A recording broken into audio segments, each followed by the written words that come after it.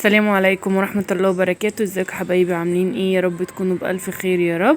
وحشتوني كتير قوي قوي قوي قوي. معلش حقكم عليا على التأخير اللي انا اتأخرت عنكم، بس والله حقيقي انا كنت تعبانة وما كنتش حابة ان انا اطلع معاكم وانا تعبانة يعني.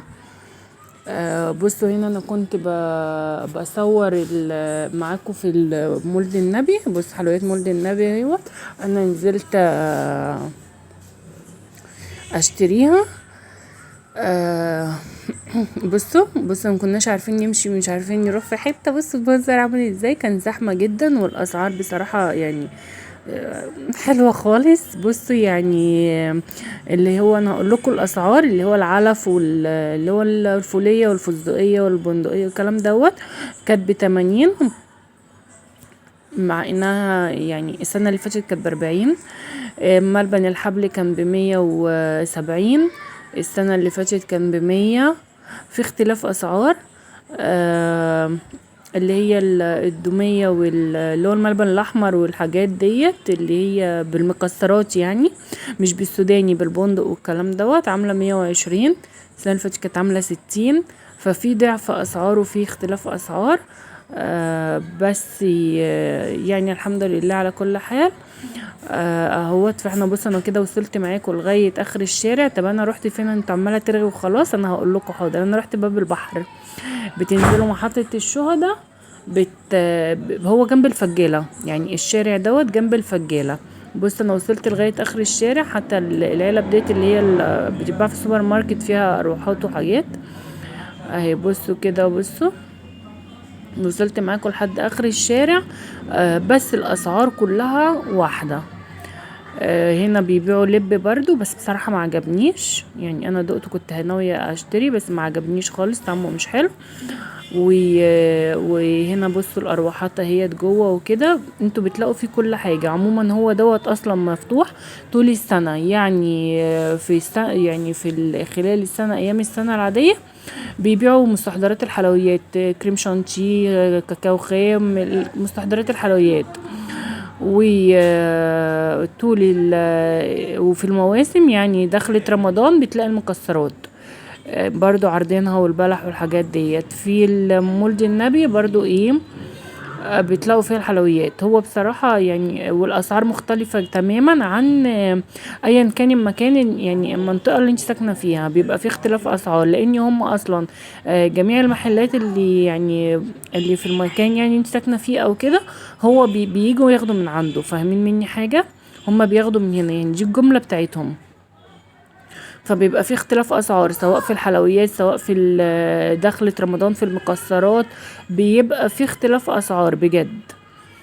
يعني هو هنا ب170 الملبن. طبعا في المحلات بأغلى، ب240 وب250 وحاجات كده. المكسرات اللي هي مكسرات ايه معلش، الملبن الاحمر والحاجات والنوجة والكلام دوت.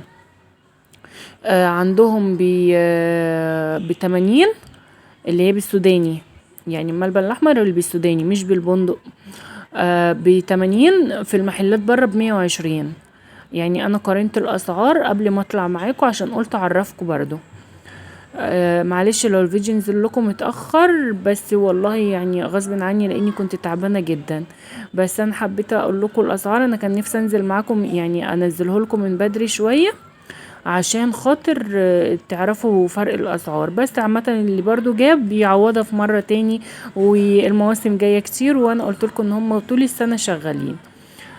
حتى لو انتي كده يعني يوم عادي كده ما عندكيش موسم او حاجة، انزلي وروحي وشوفي واتفرجي وهتشتري حاجات. والاسعار عندهم هناك احلى بكتير من مكان سكنك يعني. هنا كده كنت روحنا. فروحنا عند ماما بقى ورحت عملت، كنت بجد كنا جعانين جدا لان احنا كانت كنزي عليها درس. فخرجنا من الدرس رحنا جبنا الحلويات ورجعنا. كنت جعانه جدا. فماما هتعملي ايه؟ قلت لها هنعمل بقى مكرونه بشاميل. فطبعا جبت الحاجه كلها وانا طالعه. فجيت طبعا واحنا نازلين يعني ما طلعنا نسيت المكرونه. يعني انا جبت الحاجه اللي المفروض انها تتعمل ونسيت اهم حاجه المكرونه. فماما لقيت عندها مكرونه اقلام، مش اقلام، اسباجيتي. فقالت لي مش مشكله هتمشي نجريسكو. فقلت لها خلاص تمام، حتى لو مش هتمشي هنمشيها برضو لان انا خلاص مش قادره انزل تاني. كندا بصراحه قامت معايا باحلى واجب في الطريق. يعني انا الحمد لله تعبانه وهي يعني زوجت، ما بقتش ماشيه وعماله تعيط على حاجات وعايزه تمسك كل حاجه في ايديها.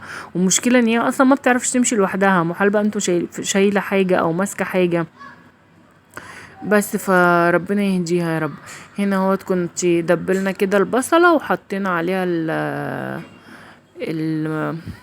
الفراخ البانيه مفروم. معلش جمعوا معايا. البانيه كنت فرماه، وماما قالت لي احط معلقتين صلصه، فبقول لها مش هتبقى حلوه، قالت لي لا هي هتبقى حلوه ما تقلقيش. ففعلا طلعت طعمها تحفه. وهنا ماما هي كانت بتنزل معاكم المكرونه.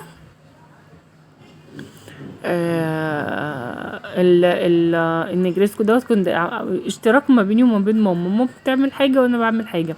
بس ماما لقيتني ان انا مش مستوعبه اصلا، فحبيبتي هي وقفت كملتها معايا. اهي بصوا هنا كده هي حطت المكرونه، بس ماما مش بتحب تكسرها في اللي هي النجريسكو بالذات، عشان بتبقى يعني تبقى حلوه فاهمني، غير لما بتعمليها مكرونه عادي بقوطه. احنا ممكن ماما بتكسرها نصين، انا عن نفسي ساعات بكسرها 3 عشان كده. لكن ماما ساعات بتكسرها نصين وساعات بتخليها كده، يعني على حسب اللي يريحك انت جربيه. هنا هو كنت عملناها بقى اتسلقت، ورحت هنا كنت بعمل بقى البشاميل. حطيت المعالق. انا مش بشتري كيس البشاميل، ما اعرفش بحسه مش ما اعرفش يعني، هو كل واحد على حسب رغبته، بس انا بحب البشاميل اللي انا بعمله اكتر. هنا كنا بنعملها بزيت، لاني ماما زي اللي عارفين معانا يعني ومتابعينا، ماما ممنوعه من اي سمنه، من اي انواع سمنه. الشهر ده باذن الله هي كده خلاص اخر المده اللي الدكتور كان مديها لها، فباذن الله هتروح تعمل التحاليل يا النهارده يا بكره. هتحلل ونشوف نتيجه التحاليل هتطلع ايه، وربنا المستعان باذن الله. بس هنا هوت كنت عملت هوت البشاميل ونزلت هوت باللبن.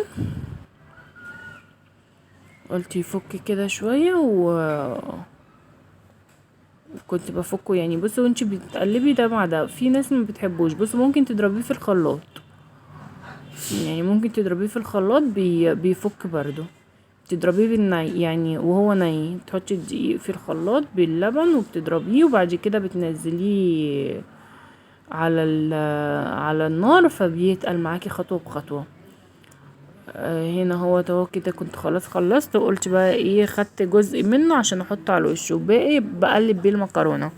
انا مش بحب احط طبقات، بحب اقلبها كده بالبشاميل كلها، بتبقى يعني بالنسبه لي بتبقى احلى. طبعا ده كل واحد على حسب اللي بيحبه. هنا كنت بنزل كده بقى المكرونه، وبعد كده هفردها بالمعلقه. اهو بص كنت عماله احاول ان انا احطها الاول وقبل ما افردها. بس بعد كده ادخلها بقى الفرن وبألف هنا والشفا للي شاف واللي هياكل. وكل سنه وانتم طيبين، وربنا يبارك لكم يا رب، وما يحرمنيش منكم ولا من سؤالكم علينا. وانا كنت بقول لكم ما تنسوش بقى تحطوا لي اللايك.